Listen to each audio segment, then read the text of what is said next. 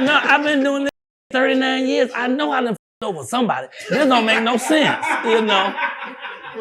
It's funny too, when he came on the set, he shook my hand, he said, I know you want me to say something about you. Real life.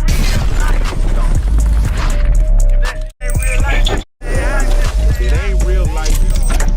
Just ain't real thing. Real life street stars. Know what time it is. You had mentioned the men who find these light-skinned women.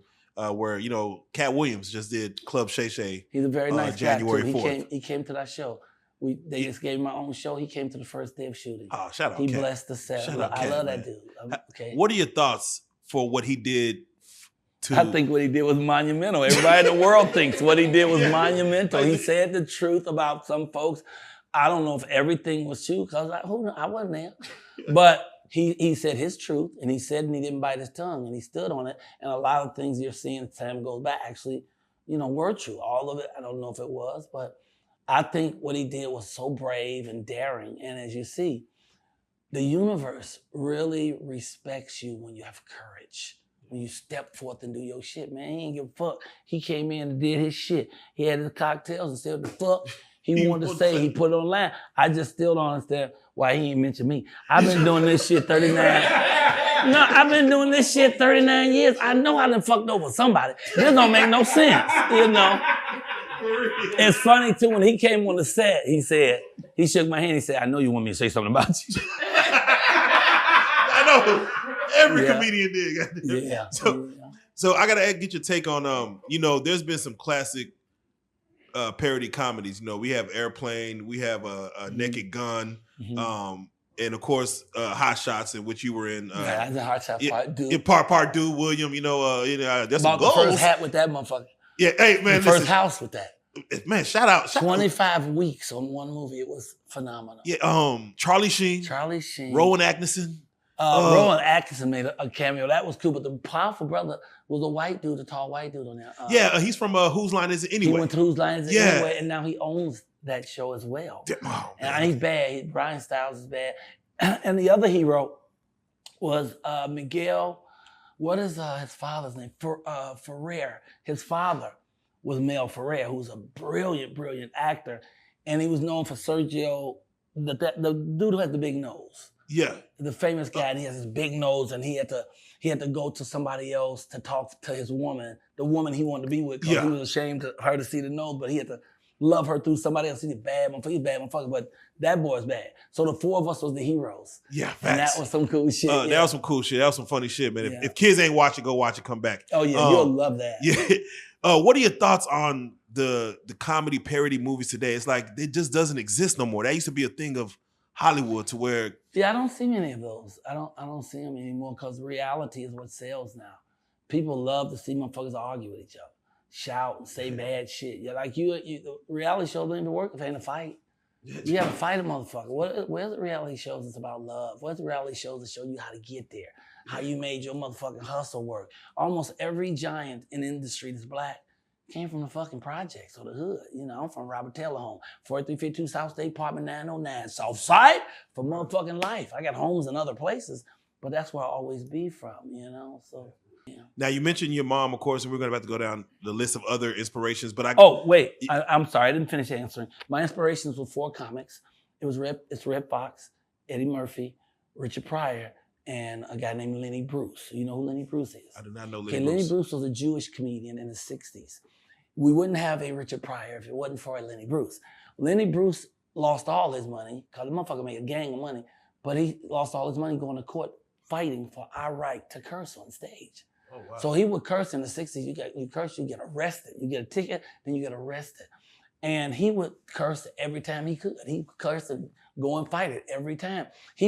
Sometimes he may be 30, 25, 30 uniformed cops just lying around the wall, just waiting for this motherfucker to curse. He'd do a whole show without cussing and say, fuck you, good night, you know, and they'd arrest him. He'd go to court, and people even think the police killed him because he was found dead on his bathroom floor with a needle hanging out his arm. He was a heroin addict, but we think no, because he made them look bad.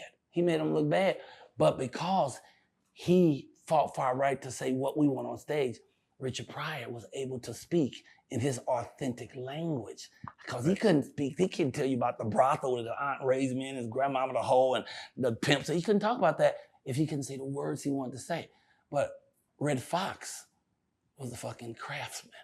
He was the technician. That motherfucker could take a joke and spin it and flip it and do it. He had one joke. It was just one sentence. He kept saying the same sentence that turned into a story. It's called, "Oh, John, let's not park here. Oh, John, let's not park here. Oh, John, let's not park. Oh, John, let's not. Oh, John, let's. Oh, John. Oh!" He took one fucking sentence. He was a fucking genius. He wrote poems. And he could be filthy without cursing, but he could be filthy and curse. He's the first black man that ever had a comedy club in Hollywood. Oh, wow. You know, he was a bad motherfucker. So he I listen to for jokes. I do a lot. Some of the little jokes you hear me do now. Red Fox said that shit first, you know, and I use an old joke in a fucking minute. A lot of people are like, don't use old jokes. I don't think old jokes should die, man. Keep jokes alive. I don't think you should stop using a joke just because the motherfucker that wrote it died. He ain't here no more. Red Fox have 75 comedy albums. You know how many fucking jokes that is? Come on. Are we supposed to throw those jokes away? Fuck that. I'm telling them jokes. And I'll tell them to you. Then you could tell them and be a hero and you don't have to pay no fucking royalty. There you know? go. So those are the three, and the main one was Eddie Murphy. I got into comedy because of Eddie Murphy. In 84, he was the baddest motherfucker in entertainment. Not just in comedy, in anything entertainment. The Kings of Comedy had a great comedy tour. But Eddie Murphy's Raw, nothing that touched that in concert. Not even a musical concert had not touched what he did with Raw. He did Raw as an album. I was there when he did the live when they had to cut stuff out because he did a piece about, he said, I was watching a movie the other day and I saw, it's a porno movie. And I watched the guy suck his own dick. And I said, Eddie, if you could suck your own dick, would you? Yes, I would. Because then I learned how to do it right. And I can teach you, bitch. Look out, bitch. Let me show you how to do this. I mean, he was fucking beyond anything else. And he was like 23, 24 years old. By then, in 84, he had already done Beverly Hills Cops, Trading Places. The first Beverly Hills Cop, Trading Places in 48 hours. He'd already done those. He was 24 years old. He saved Saturday Night Live. Saturday Night Live was gonna close the fucking doors, man. Then they got this boy who was everything. And the motherfucker wear the fuck out of red leather suit. He did all that shit and he had all that money out of telling jokes. And I had been funny my whole life. I didn't know motherfuckers made money like that. I said, shit, I need to get out the mustard and catch up. So I went down to my mama's basement with some Red Fox albums. That's where I was living anyway. And I just play Red Fox albums over and over and stand in the mirror and do them and say them until I could say the motherfuckers like that, like they was mad. People give me credit today for my jokes. Ain't my shit, I sold that. And when I got jokes, I would go around into little clubs and say, look, just give me $15. I'll do 10 minutes. You love me. If you love me, give me $15. I didn't say like me, if you love me. If you don't love me, fuck it, don't give me shit. And you still gonna win, because your people ain't gonna leave. They'll watch a guy fail, but they won't leave. And why you got people coming in first place? So they buy fucking drinks. They can't buy drinks heading out the door, nigga. You need them to stay here. Let me do 10 minutes, 15 minutes. If you love it, give me my money. Them niggas was breaking me off. I asked for 15, they was giving me $30. They was giving me $80. The first time I did, a guy took me to breakfast. He said, give me a pork chop and 2 eggs looking at you. I never heard of sunny side up eggs described like that. Right. And I was like, I only wanted $15. I made $40 and got a meal. Nigga, I never looked back. I did that. I found 10 places in the city and did that every week. I did all 10 places. I get a little bit of money. I had enough to do my shit. Yeah, man.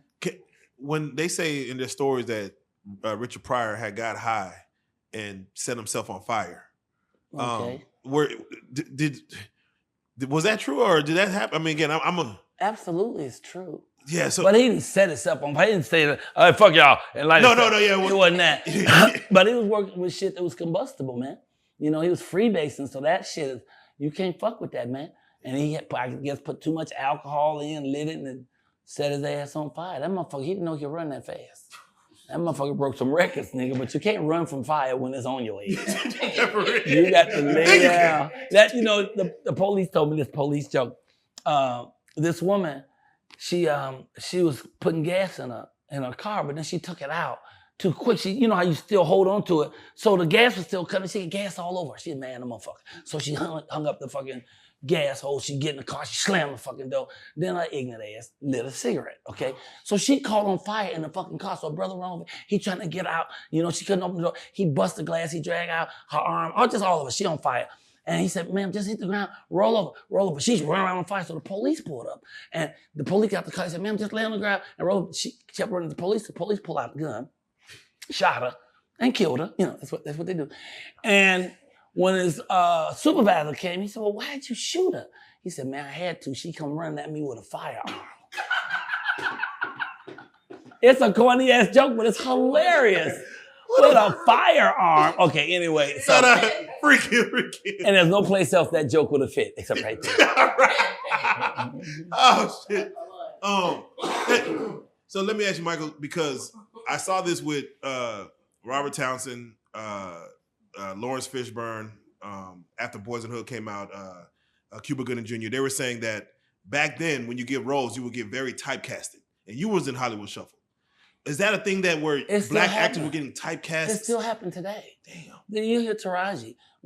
They still typecast. They only let 1 or 2 black women really be the stars, and they give them all the parts. 1, 2 black men, 5 black men. It's a bunch of cold ass fucking actors. As cold as Denzel, and Denzel is my friend.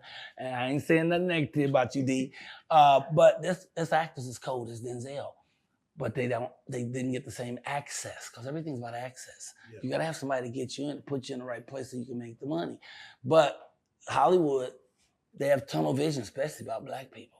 Mm-hmm. So they take what the type is, they think it's a type, and they keep using that over and over. So they still stereotyping people. Absolutely, it's as true today as it was then. People from my generation might know you from, Showboat from House Party. Yeah. That's so old though. People don't really remember it anymore. I mean, people speak about it because it's always on, but that shit old as fuck. That shit old as fuck. Go ahead, yeah. I could go further back, or I could go forward. We could go all. Wait, my first film was Hollywood Shuffle with Robert Townsend. Shout out Robert Townsend. I did the first season of Def Jam because of my boy Bernie Mac, who I like to always make clear is a black man. See, black men are rare. Niggas. They everywhere. You can open the glove compartment of your car and 4 niggas will fall out. But black men, men who have integrity about their family, their queen, their God, their community, themselves, very rare, brother. That dude was he was the best. Have you seen like niggas that start off as niggas and then turn into black men? Like you have to grow into become a black man.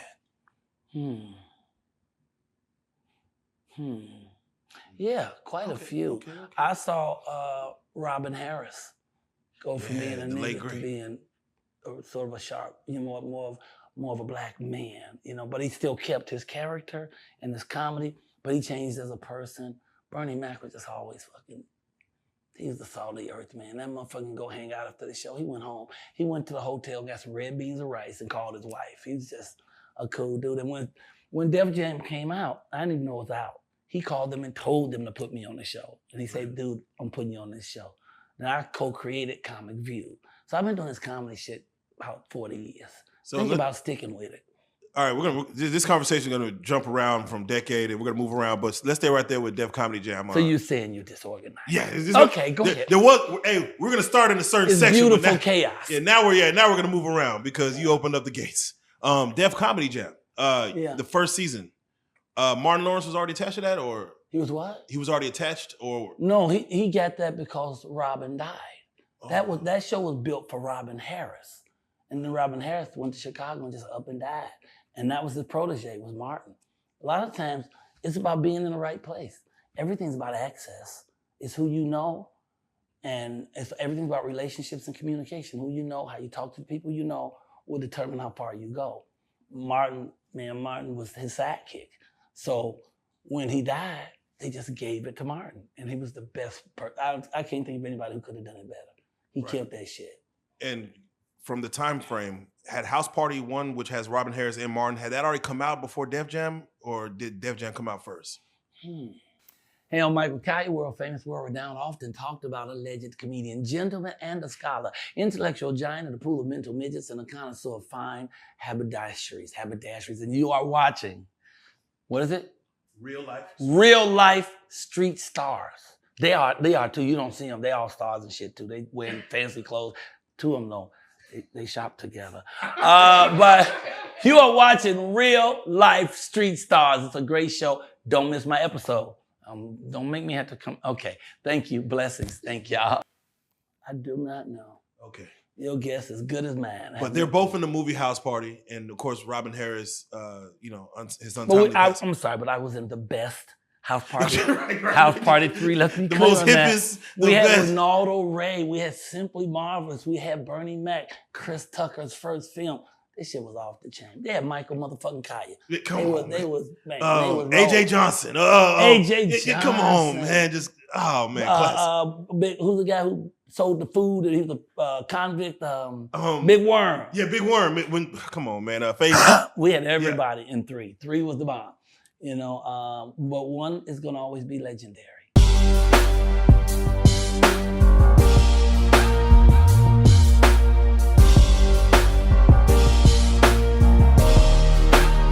Shout out Reallyfe Street Stars, nigga. Move. Hey.